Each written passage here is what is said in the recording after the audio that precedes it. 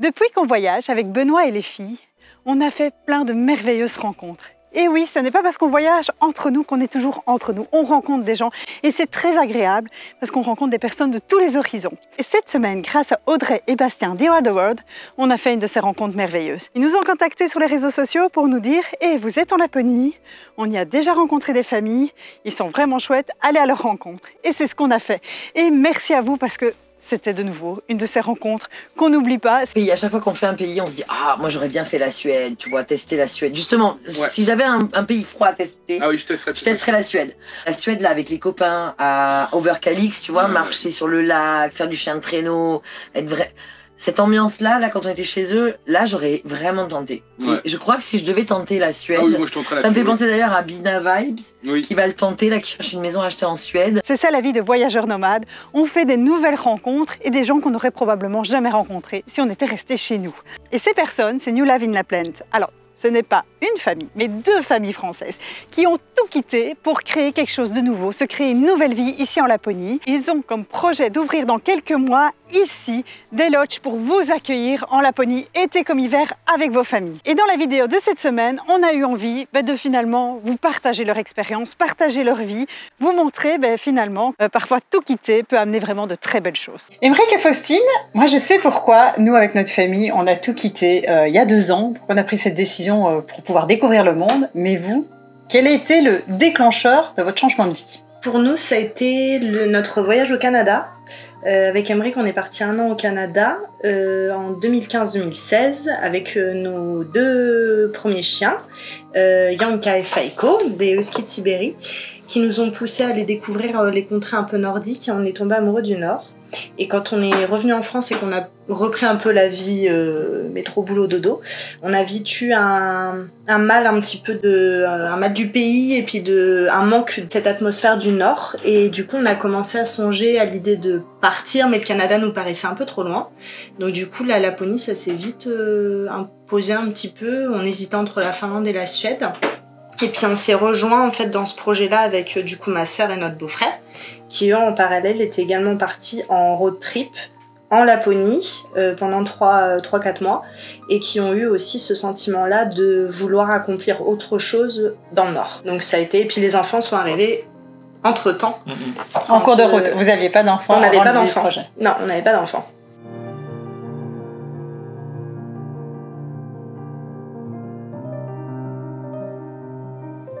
Et donc le projet, qu'est-ce que c'est exactement? C'est pas juste un changement de vie, on part vivre ailleurs et on recommence une vie là-bas. Si on recommence une vie là-bas, mais c'est plus que ça. Ouais, c'est plus que ça. Et quand on a eu notre expérience au Canada, quand on est parti au Canada, on a eu l'occasion de faire du woofing dans un lodge. Donc en gros, on travaillait quelques heures par jour en échange du logement et de la nourriture. Et en fait, on a eu gros coup de cœur pour les gens pour qui on a travaillé, pour l'endroit et pour le fait d'avoir un travail multitâche, de vivre dans un endroit hyper naturel et en fait pas de le garder pour soi, mais de le partager avec des gens qui vont venir nous rencontrer. Et ça, on l'a toujours eu un peu dans le coin de notre tête. Et quand on a réfléchi, faudrait qu'on parte vivre dans le Nord, vraiment le Nord nous attire, etc. On a un projet familial, ok, mais on avait la réflexion, mais qu'est-ce qu'on va faire? Et là, on s'est dit, mais pourquoi on monte pas un lodge? Pourquoi on ne trouve pas un endroit super sympa? Avec Ben, mon beau-frère, on aimait bien bricoler, etc. On s'est dit, on va aller bricoler des cabanes. Et puis, on va dire aux gens de venir dans nos cabanes.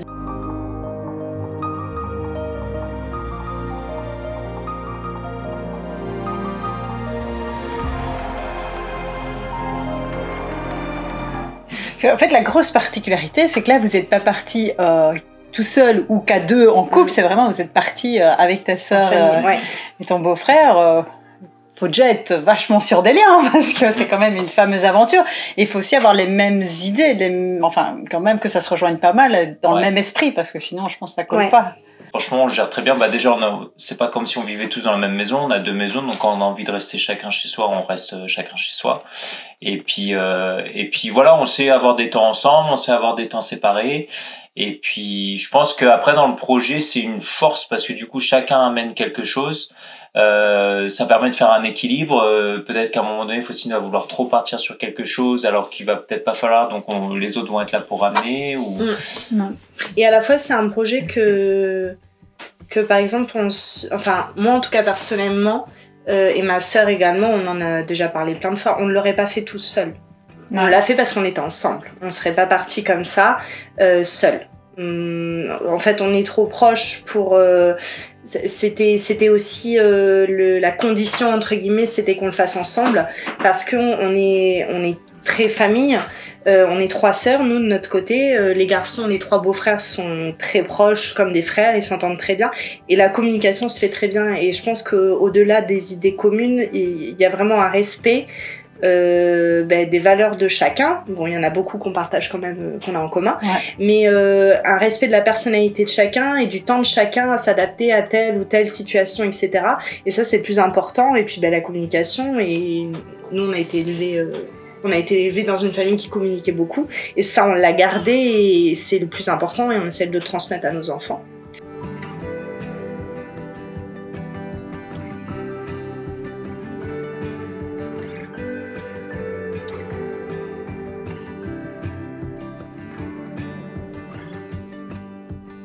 Et donc le terrain que vous avez acheté, donc c'est pas un petit terrain, et il y avait déjà quand même des constructions dessus, il y avait les maisons, c'est ça? Il y avait 2 maisons d'été, ce qu'ils appellent ici des cabines d'été. Les Suédois ici rentrent en été souvent en famille pour profiter de la nature, de la pêche, etc.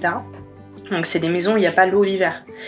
Donc il y avait 2 maisons comme ça, dont une qui était vraiment juste, en gros, cette maison-là où il y avait juste une cuisine et une grande pièce derrière avec de la moquette et 2 matelas. Donc ça, c'est votre maison actuelle? Ça, c'est notre maison qu'on a refaite, enfin qu'on a recréée en maison, aménagée, créé des cloisons, etc.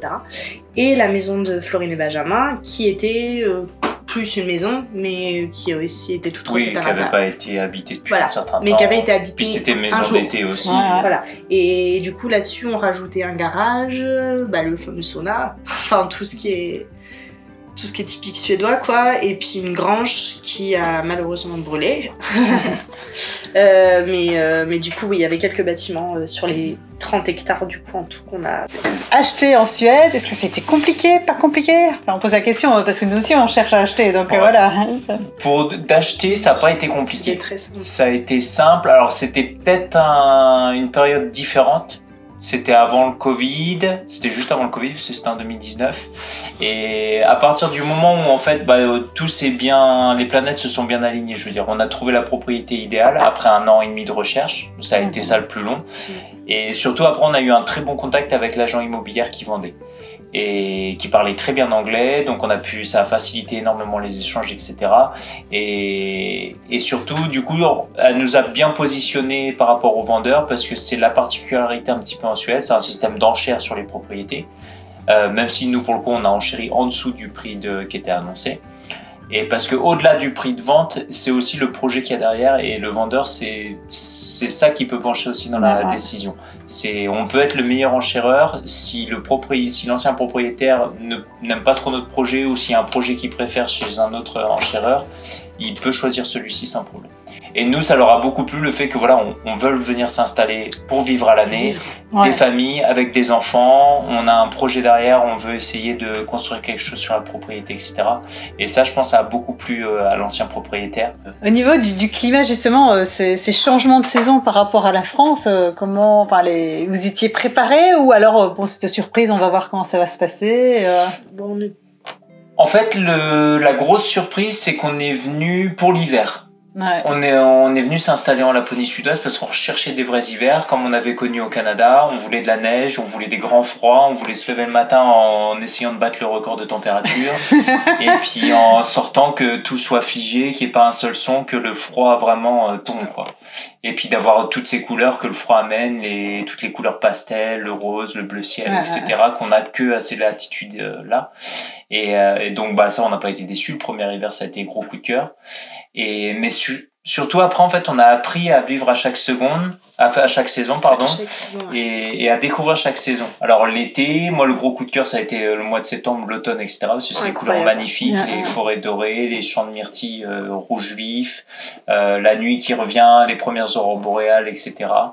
Donc tout ça, on a appris à le vivre. Et puis les saisons sont vraiment marquées ici. Donc c'est ça qui est agréable et c'est ce qu'on avait moins en France. Et ce pourquoi on voulait plus être forcément en France où on a les étés très chauds. Et puis après c'est un long automne en fait de pluie et et voilà.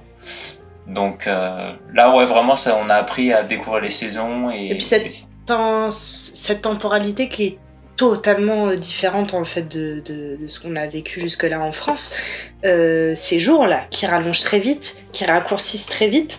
Et en fait, quand tu arrives comme nous, on est arrivé par exemple fin septembre où on a eu un automne vraiment des plus pourris cette année-là. Les locaux ils disaient qu'il n'avait jamais plu comme ça depuis des dizaines et des dizaines d'années. Évidemment, c'est tombé sur nous. En plein travaux, etc. C'était horrible. Le devant, c'était un champ de bouillasse, c'était affreux. Et du coup, en fait, on s'est dit, mais c'est horrible, genre il fait nuit super tôt, il pleut. Et en fait, quand la neige arrive, ça change tout déjà, parce que ça te ramène une luminosité, vraiment une féerie en fait à tout ce que tu vis. Et tu apprends que tout ça, ça ne dure pas, que les jours courts, ils rallongent très vite, et que passé le 21 décembre, tu gagnes 1 heure de luminosité par semaine, une demi-heure le soir, une demi-heure le matin, une demi-heure le soir, et qu'au final, fin janvier... t'as 4 heures en plus de jour, quoi. Donc, tout va très vite dans les deux sens et du coup, tu apprends à profiter de chaque saison. Beaucoup plus. Quand on est sur le mois de décembre, on va être plus à l'intérieur, on va vivre le matin. L'après-midi, on va être plus en cocooning. Ça va être les temps des crêpes, des gaufres, des petits films. On a l'image du cacao chaud devant le feu. C'est exactement ça. Mais ça peut être aussi la sortie à la frontale, en traîneau, avec les aurores. C'est vraiment hyper féerique. Après, t'as le mois de février qui arrive, qui ramène la lumière, avec les journées incroyables, mars et tout, le soleil qui revient. Là, il y a tous les locaux qui sortent en motoneige. Donc, non, t'apprends vraiment à profiter de chaque saison. Et ça, c'est un truc qu'on apprécie vraiment ici. Température les plus basses ici, alors le record, c'était quoi? Moins 37. Moins 37, ça doit être notre record, ouais. Moins 37. Moins 37. Mais tu gèles avant de sortir, en fait. Tu t'ouvres la porte... Oui, ça devient des températures en dessous. En fait, notre seuil, on l'a avec Ben. On a été guide, ça fait 2 hivers qu'on est guide, etc. Donc on passe quand même beaucoup de temps dehors. Moins 25, c'est notre température où ça bascule. Au-dessus des moins 25 jusqu'à moins 25, tu gères parfaitement, tu t'habilles bien, etc. Il n'y a pas de souci. En dessous de moins 25, t'as plus le droit à l'erreur. Si t'as mis une paire de chaussettes qui était encore un petit peu humide, tu le sens tout de suite. Si t'as pas mis le bon gant, t'as oublié ta grosse mouve qui valait bien, tu le regrettes tout de suite. Si t'es en train de faire du traîneau ou si t'es en motoneige et que t'as pas refermé correctement ta veste, tu le sens tout de suite, t'es obligé de t'arrêter, etc. Et c'est aussi à partir de cette température-là où si tu as un petit morceau de peau qui dépasse, si jamais tu prends un peu de vitesse en traîneau avec les chiens ou en motoneige, pareil, tu le sens tout de suite et là, ça commence à picoter, tu sens que ça attaque un peu plus la peau. Ouais, donc l'équipement local, alors tout ce qui est vêtements, etc. Pour avoir chaud. Oui. Ouais, pas que, mais... On avait des choses du Canada qu'on avait investi déjà au Canada. Moi, j'ai investi dans des gants ici, ils sont exceptionnels. C'est une dame qui les fait, c'est en renne, en peau de renne. Il y en a en peau de renne, en feutrine, en laine, etc. J'ai vraiment jamais froid alors que je suis vraiment quelqu'un qui est très frileuse des extrémités. Bon, les chaussures, on avait investi au Canada dans des surchaussures. En fait, c'est des chaussures que tu mets par-dessus des chaussures qui créent une isolation en fait au niveau du sol parce que les semelles sont énormes. Donc ça, on les avait achetées parce qu'on faisait du traîneau et qu'en traîneau, t'es vraiment statique au niveau des pieds. Donc là, vraiment, quand il y a des forts froids, moi je sors celle-là. Mais bon, c'est rare, je les ai pas sorties énormément ici. Mais par contre, les gants... ils paraissent, enfin, ils sont pas si énormes que ça et je n'ai jamais froid avec cela, quoi. Mais facile à trouver, enfin, il y a des magasins un peu partout. Oui, c'est facile. Et puis après, c'est système de couches, en fait, t'enfiles les couches pour créer des couches d'air entre les vêtements et c'est ce qui te fait ton isolation. Oui, les gens sont souvent assez inquiets. En fait, on reçoit beaucoup de messages sur le compte Instagram et tout. par rapport aux vêtements, à comment s'habiller par grand froid. Et d'ailleurs, on avait sorti une vidéo YouTube pour ça, qui est assez appréciée parce que du coup, elle est bien détaillée. Mais en fait, c'est hyper simple. Il faut juste se référer aux trucs basiques. La laine, les couches. En fait, ce qu'on nous a appris depuis toujours. La laine, les couches, les trucs les plus simples, les plus purs et qui te réchauffent le mieux. En fait, ça va être la laine, ça va être les tricots de grand-mère et ça va être de mettre en couche. Rien de trop serré. Rien de trop serré, moins de synthétique possible. Et nous, en tant que famille, souvent, c'est un peu la crainte, c'est qu'on a peur que les enfants aient froid et tout ça. Et il y a une pédiatre qui m'a dit un jour, et j'ai trouvé ça tellement vrai, qu'en fait, il y a des bébés partout dans le monde. Et c'est vrai. Donc, il y a moyen de s'adapter. C'est juste que nous, il faut qu'on s'adapte parce que comme on n'est pas habitué à ça, mais sinon, des bébés, il y en a partout. Il y en a en Asie ou tout dans le Nord, il y en a. Et puis les peaux des bébés s'adaptent. Nous, entre le premier hiver d'Isaac et le deuxième hiver, on a clairement vu une différence au niveau de sa peau. Et même les bébés qui naissent ici, on voyait une différence avec Isaac quand on est arrivé, qu'il avait 6 mois. Nous, on était dehors, si on le blindait pas de crème ou d'une pommade, etc., si on avait oublié un petit truc, ça se voyait direct. Les bébés ici... Ils sont habitués. Bah ouais, leur peau, on aurait dit qu'elle était rodée, quoi. C'est comme les moustiques, hein. Le premier été, ils se sont fait bouffer. Et après, la peau s'habitue. Et en fait, t'es plus du tout attaqué pareil. Donc, oui, ton corps s'habitue, en fait. Mais oui, faut les bons équipements et surtout pour les petits, pour les bébés parce que ça bouge pas. Et là, on n'a jamais... franchement, les équipements... C'est vraiment un budget qu'on va dire, on n'est pas... lésine pas dessus. Voilà, on lésine pas dessus parce que c'est super important pour être confort dessus et vu le temps qu'on passe dehors. C'est ça. C'est qu'on voit bien. Au-delà de même l'école où ils sont beaucoup dehors, les enfants, nous on rentre, Emeric il peut partir en traîneau avec Isaac. Moi le matin, pareil, si j'embauche plus tard, je peux l'emmener en traîneau avec moi. Donc en fait, faut pas que je me dise... En fait, on achète vraiment du bon matos, on sait qu'il aura pas froid, on sait que nous, on n'aura pas froid et qu'on pourra profiter à fond de nos sorties, quoi. En arrivant en Suède, le temps de monter la lodge, vous avez travaillé tous les deux, vous avez cherché un job ici dans la région, dans le tourisme. Oui. Alors, pas tout de suite, après un an. On a fait notre première année ici, où on rénovait la maison, on rénovait les maisons et on montait un peu notre projet. Le business plan. Donc on a fait tout un business plan, essayer de rencontrer tous les acteurs un peu locaux, voir comment ça se passait. Parce que c'est une chose de déménager, c'en est encore une autre d'ouvrir un business dans un autre pays. Oui, tout à fait. Et puis c'était ça, faire toutes les démarches administratives, etc. C'est ça qu'on a appris en fait déjà en venant ici, c'est que nous on voulait foncer, ouvrir tout, faire que tout se passe comme ça. Et en fait c'était pas ça. Donc on a appris à prendre le temps. Ça se fait pas tout de suite. Donc au début forcément c'était mince, c'est pas possible, on retourne en France, c'est pas grave. Bon ça on s'était pas dit, mais en gros voilà c'était ça. Et en fait on a appris à prendre sur nous, à dire ok, ça se fait pas maintenant, il y a une raison. C'est que c'est pas le moment. On va retravailler le projet, etc. Et finalement, à chaque fois, on se disait, après le deuxième hiver, on s'est dit, ça va pas être pour cette année encore, mais c'est peut-être un mal pour un bien. Parce que du coup, on a trouvé un job, on a commencé à bosser avec mon beau-frère comme guide d'activité, donc on est rentré déjà dans l'industrie du tourisme. On a rencontré énormément de touristes de Hollande, de Belgique, de France. Tu vois ce qui marche, tu vois ce que les entreprises vendent, ce qui plaît, ce qui plaît pas.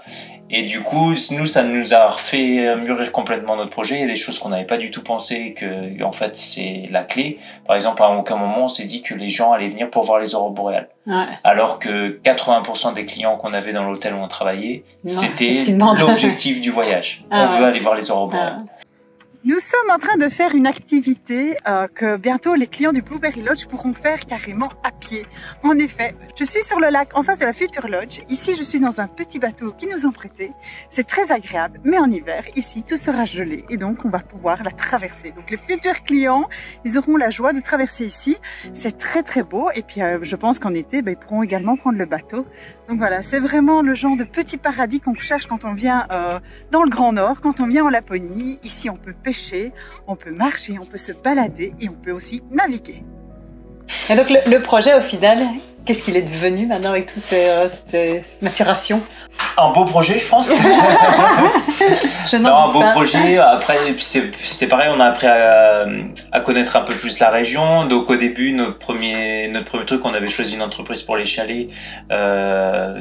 Qui après on a recontacté et en fait on s'est rendu compte que en fait oui, à la guerre en Russie les prix ont explosé, etc. Ok, parce que notre bois vient de Russie. Et là, on s'est dit, attends, il y a un problème. On est en Suède, il y a de la forêt partout. On est entouré de forêt. Pourquoi vous importez du bois de Russie? Donc du coup, on a repris notre réflexion et finalement, là, on va travailler avec une scierie locale. Il prend son bois à 50 km de chez nous. Et on va faire tous nos chalets avec ce bois-là. Et donc ça, c'était des réflexions qui ont été menées, des activités très nature qu'on veut faire, avec autour des aurores boréales, autour de la faune sauvage.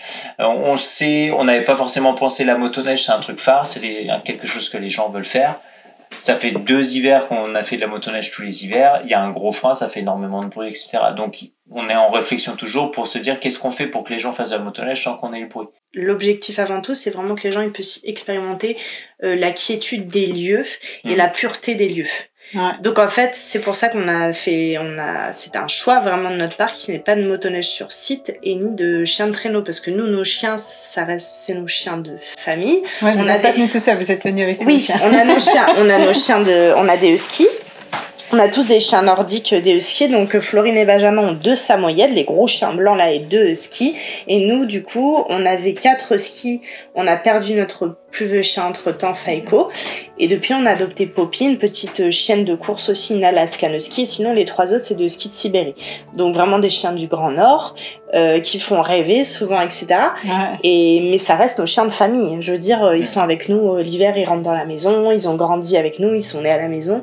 C'est la famille, en fait. Donc nous, on ne veut pas en faire un business, d'autant plus que les chiens de traîneau, ça fait du bruit. Donc nous, on veut que ça puisse... L'objectif, c'est d'accueillir des familles. Nous, on veut faire un business familial pour que les gens ils puissent venir expérimenter la Laponie avec des enfants, avec des jeunes enfants, comme nous, en fait. Oh, c'est mignon. Il y a le papa, la maman et 2 bébés. Non, il y a 3 bébés. Tellement de messages de couples qui nous disent bah ouais, nous notre petit garçon il a 1 an et demi, ou notre fille elle a 3 ans, du coup on nous dit que c'est pas prudent de les emmener en Laponie, qu'il vaut mieux attendre. Moi j'ai mon bébé de 6 mois, je viens de rentrer d'une rando, il faisait -20. Je veux dire, tout le monde va pas faire ça forcément. Mais la Laponie avec des jeunes enfants, c'est possible et ils s'éclatent en fait et c'est magique. Et il faut juste être bien équipé et nous, on sera là pour ça, pour guider les gens. C'est pour ça qu'on fait un tourisme aussi à échelle humaine et qu'on veut pas trop de chalets, qu'on veut pas trop de familles en même temps. C'est pour pouvoir faire un tourisme de qualité et adapté à chacun, faire un programme d'activité à chacun, etc.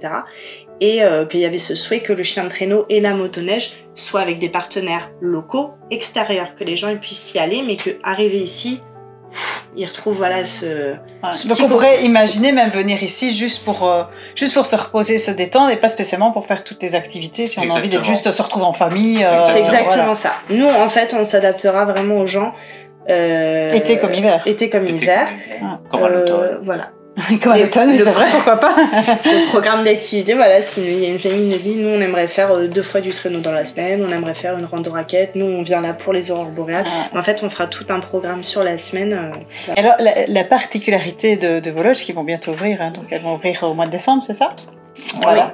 La particularité, en fait, c'est que contrairement à plein d'endroits ici en Suède, vous aurez de quoi... les personnes pourront être totalement autonomes dans leur lodge. Exactement. Les familles. Donc c'est un peu comme quand on loue un gîte dans le sud... Enfin moi je faisais ça avec mes parents quand on était petits, on louait un gîte dans le sud de la France.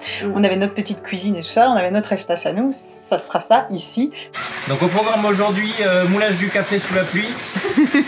Et puis une fois qu'on a bu un bon café, on finit l'isolation des planchers avec le passage des dernières évacs pour bien distribuer tous les tuyaux d'évacuation aux endroits nécessaires pour la cuisine, salle de bain, etc.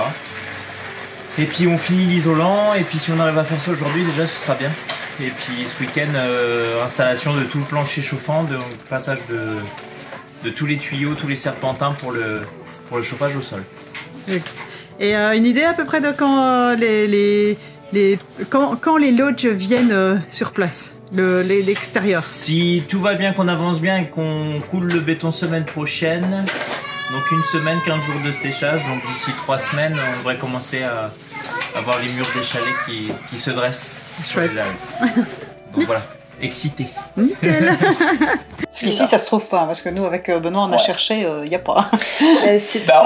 On peut trouver encore, mais après le problème c'est pour si on veut faire des choses. Oui. On peut, voilà, soit on est complètement isolé, tu peux aller sur Airbnb, soit... c'est ça, tu loues ta maison, et en fait, du coup, après, tu vas arriver sur place, et ça va être très compliqué d'aller trouver où faire tes activités. Ouais. Parce que tu vas aller faire du chien de traîneau, ah mais ouais, mais tous les mushers, tout Ils est travaillent avec plein, ça fait deux saisons qu'on est lodge. plein, désolé, on n'a pas de place, ou voilà, et peut-être tu auras de la chance, tu le trouveras. Après, on va aller faire de la motoneige, d'accord, pour la motoneige, par contre, il faut que tu ailles là, il y a 200 km entre les deux. Donc, il faut que tu te fasses 3 heures de route pour aller faire ton tour de motoneige, et ensuite, tu reviens à ton point, voilà. Et t'en as beaucoup aussi où il y a écrit le business n'accueille pas les enfants âgés de moins de 12 ans. Oui, Il y en a beaucoup aussi. En Laponie.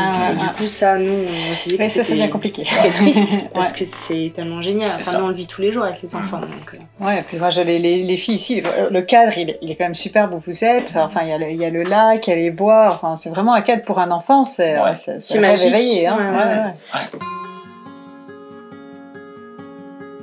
Ce sont les hommes des maisons qui ont construit cet espace-ci. Cet espace, c'est un petit coin de paradis, en bord de lac. Voilà, ils ont fait une petite toiture, il y a de quoi mettre un petit barbecue, des tables, une vue magnifique sur le lac. Je pense d'ailleurs que c'est de ce côté-ci que se lève le soleil. Donc voilà, c'est très très beau à voir, on est vraiment bien. C'est du solide, non, c'est vraiment chouette. C'est le genre d'endroit parfait. Petit coin de paradis, et là je me dis, ce serait quand même chouette qu'on soit un peu plus doué de nos mains. Parce que j'aimerais bien quand même pouvoir fabriquer ce genre de choses, ce genre d'endroit, avoir ça dans ma future maison. Ouais, ça fait rêver.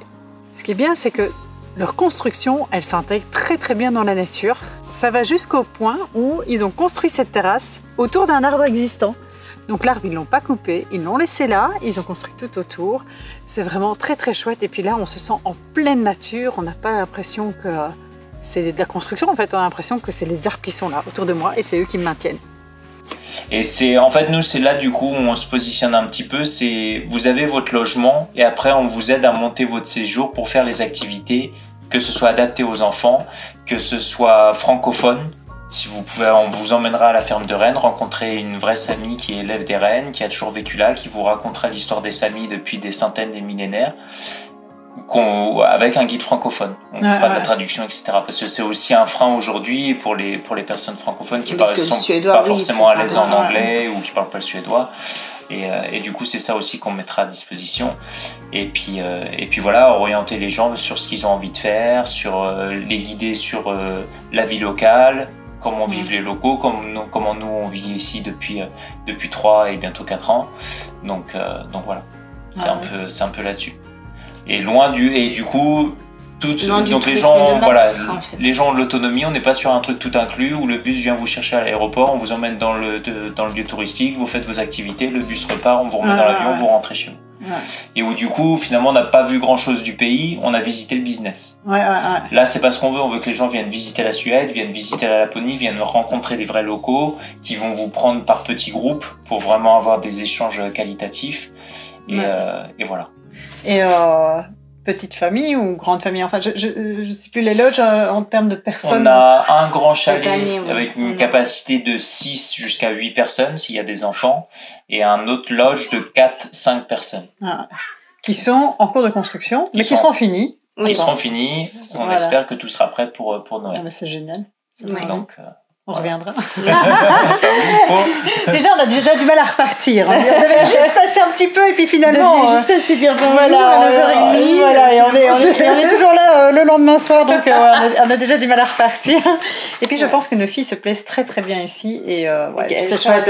Se trouver des copains, copines, pour elles, c'est très chouette. C'est bon. C'est génial. C'est bon signe. Donc ça, c'est le téléphone arabe pour les clients. Ils pourront louer les 2 chalets, ils pourront communiquer ensemble par les toilettes. Donc du coup, ici, on se trouve dans ce qu'on appelle nous notre petit chalet, le chalet numéro 1, qui a une très belle vue sur le lac. Donc avec la partie séjour, une chambre au rez-de-chaussée, le grand sas d'entrée, salle de bain, toilette et une petite mezzanine à l'étage qui permettra de coucher un grand lit double et un petit lit simple, donc maximum 5 personnes. Quoi. Et avec des enfants à 5, vraiment confort. Quoi. Ouais, c'est grand, hein, Oui, c'est grand. On a 50 mètres carrés au sol, alors extérieur, donc on a des murs de 25 cm d'épaisseur, donc ça réduit un petit peu. Donc disons 45, plus une vingtaine de mètres carrés de mezzanine. Et les mezzanines seront assez confortables. On aura 2,10 m de hauteur au milieu et 1,60 m sur les côtés. Donc ça reste voilà, de la mezzanine quand même confortable, même pour un adulte. Même moi qui suis un peu grand, 1m87, il n'y aura pas de souci, je pourrais circuler sans me pencher au milieu de la pièce. Est-ce que Benoît pourra venir en vacances ici sans se cogner? Benoît, 1m97, il passera sans problème, même au milieu. Après, il faudra qu'il coulisse sur le côté, quoi. Et il prendra la chambre du bas. Voilà. Et alors les projets, ben, c'est pas fini. Enfin, il y a les lodges qui vont ouvrir, et puis après il y a les activités qui vont se mettre un peu en place, et puis après, ben, il y aura aussi une terrasse extérieure. Donc voilà, il y a des choses qui se fabriquent. Oui, parce qu'il y aura les 2 lodges et il y aura aussi tout un espace relax avec un bain sauna, bain nordique. Ce qu'ils appellent bain nordique ici, c'est les jacuzzis à bois. Voilà, avec un coin de feu et aussi les Grillstuga, les petites maisons traditionnelles laponnes où tu te rassembles en fait. Tout est en bois à l'intérieur, vraiment tous les éléments sont en bois et tu as juste une place de feu centrale où tu peux cuisiner, et tu as des petits bancs autour et prendre le fika. Et cuisiner comme ça. Et cuisiner les poissons du lac. Si on en pêche, oui, parce qu'on n'est pas très chanceux là-dessus. Mais le renne notamment aussi. Oui, tu peux manger la viande de renne. C'est très typique d'ici. Les marshmallows. Les marshmallows sur le feu. Les bananes au chocolat. Le café cuit sur le feu aussi. Le coq café. Ça donne vraiment envie d'être là cet hiver. En fait, on va pas repartir, on va rester là tout l'hiver. Non, c'est vraiment chouette. Le grand chalet, donc ici, ça va être salle de bain. La porte d'entrée là avec le petit sas d'entrée. Une première chambre, une deuxième chambre. Et après là la cuisine avec tout le salon ouvert en direction du lac et en direction des aurores boréales. Magnifique. Si vous deviez donner un conseil à des personnes qui voudraient faire comme vous, changer de vie, alors peut-être pour la Laponie, peut-être pour le Canada, peut-être pour ailleurs, quel conseil vous donnerez Ne faites jamais ça. Non, non, surtout n'hésitez pas. Ne pas hésiter. Ouais, faut prendre en compte ce que l'entourage vous dira. Mais les gens vous mettront toujours des bâtons dans les roues parce qu'il y a beaucoup de gens, beaucoup de gens ont des idées en tête, etc. Mais il se passe jamais rien parce qu'on se met trop de freins. L'herbe n'est pas plus verte ailleurs, mais ça vaut le coup d'essayer. Il faut suivre son instinct. Il y a des hauts, il y a des bas. Forcément, il y aura des coups durs. Ce sera pas toujours facile, mais faut persévérer parce que là, je vois votre projet. Ça fait quand même depuis 2019 que vous avez commencé le projet, et là, ça va s'ouvrir. Pour vous, c'est vraiment. Et après, nous, la chance qu'on a eue, je pense, dans cette aventure, c'est qu'on a toujours eu le soutien de nos proches. Mais toujours. Il n'y a jamais eu Il y a eu la tristesse de nous voir partir. Il y a eu ça c'est certain, parce qu'on est, encore une fois, très famille. On est très proches les uns des autres, donc c'était très dur. Ils entendaient notre décision, mais c'était dur de l'accepter. Ils la comprenaient parce qu'ils voient la vie qu'on a ici. Donc ils la comprennent, mais c'est dur de se dire que on peut pas être autant ensemble qu'on aimerait. Mais par contre, on a toujours eu un soutien autour de nous. Ils viennent nous voir tout le temps. Enfin, clairement, cet hiver, on a eu du monde de fin janvier jusqu'à fin mars, jusqu'à ce qu'on rentre en France. Donc, limite, des fois, c'est un marathon. Mais par contre, on n'a pas, de ce côté-là, on n'a jamais été... voilà. Et souvent, les gens, ils ont peur de l'inconnu. Et puis bon, une fois que c'est fait, je dis, oui, finalement, c'était faire j'aurais voulu faire comme vous. Oui. Vous vouliez pas qu'on le fasse. Mais il faut toujours se faire confiance. À refaire. Oui, parce qu'on ne sait pas de quoi demain est fait. On se dit tout le temps avec Américain, ça se trouve. Oui, c'est ça. Faut ça se trouve dans 10 ans, on choisira de faire autre chose. On n'en sait rien. Mais par contre, voilà, comme on disait Amérique l'autre jour, il me disait que faut vivre dans le présent. Puis on suit l'instinct. Donc si l'instinct dans 10 ans il nous dit on aura le bol du Nord, on ferait bien un club de plongée au Brésil. Allez, on part au Brésil. Avec le ski. Mais voilà, faut écouter l'instinct, et c'est ça, se dire que de toute façon rien n'est figé. S'il faut faire marche arrière, il faudra marche arrière. Au pire, on aura essayé, c'est comme ça. Oui, au pire. Il n'y a rien à perdre. C'est ça. Voilà. On est quand même encore relativement jeunes. On a tous la trentaine. Si on le fait pas maintenant, on le fera jamais en fait. Nous ça aussi, ça c'était quelque chose, on s'est dit il faut le faire maintenant, sinon on va attendre la pension, puis on sera plus en bonne santé, et puis on va décéder, parce qu'on a vu beaucoup de personnes décéder simplement à la pension, et on s'est dit mais non, il faut qu'on vive maintenant, Tant pis, on verra plus tard. tu offres tellement, je trouve, aussi à tes avec enfants. Les enfants de le vivre avec les enfants, ça, pour les enfants, c'est hyper riche. Et moi, je vois pour Esther, enfin, même pour Esther, ils parlent déjà 2 langues, ils sont déjà immergés par 2 cultures différentes, donc clairement, c'est des enfants qui vont être ouverts. Ça ne pourra pas être des enfants qui vont être renfermés sur eux-mêmes, qui n'auront pas de contacts sociaux, s'ils seront déjà ouverts à d'autres cultures. Ah ben ça, pour être sociaux, ils sont sociaux. Ah oui, c'est vrai. Avec mes filles, ça se passe très très bien.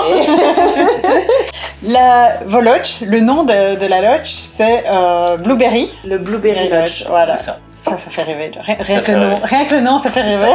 On peut vous retrouver sur les réseaux sociaux, sur New Life in Lapland. New Life in Lapland, oui. Voilà.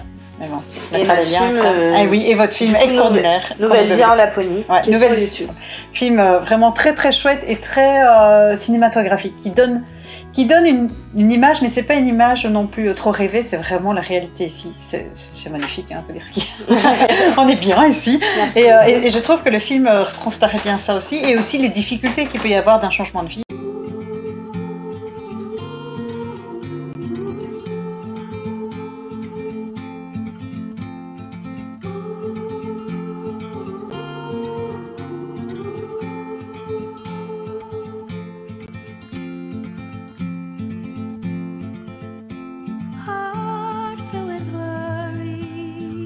Blueberry Lodge j'ouvre en décembre, 2 chalets. Chalets confortables pour famille, avec des activités à adapter, du chien de traîneau, de la sortie en raquette, en ski, dans les forêts boréales, aller observer les aurores boréales, aller observer les élans et les rennes. Voilà, toutes ces activités-là, rencontrer les locaux, boire un bon fika, s'éclater avec les enfants, prendre le temps de reconnecter avec la famille et la nature. Et les fenêtres des chambres sont orientées vers les aurores. Et la neige est garantie. Tout est prêt. Oui, Quel est l'endroit que vous préférez sur vos 30 hectares de terrain ici en Laponie? Quel est le spot où vous aimez bien? Sur nos 30 hectares ou dans les environs? Sur vos 30 hectares à vous, hein, tant qu'à faire, autant avoir un endroit chez soi. Hein. Sur nos 30 hectares, c'est dans la forêt. Partir derrière la maison, d'aller se balader dans la forêt, etc. Et le top du top, c'est d'escalader sur la petite colline qui est juste au-dessus de la maison. Et voilà, il y a 15 jours, on a planté la tente avec Isaac, on y a passé la nuit, on était juste au-dessus de la maison, mais ça vaut le coup. En hiver, on monte le tipi là-haut, pareil, on pourrait essayer d'aller voir les aurores boréales depuis le haut de la colline. Et puis la vue est incroyable là-haut, donc...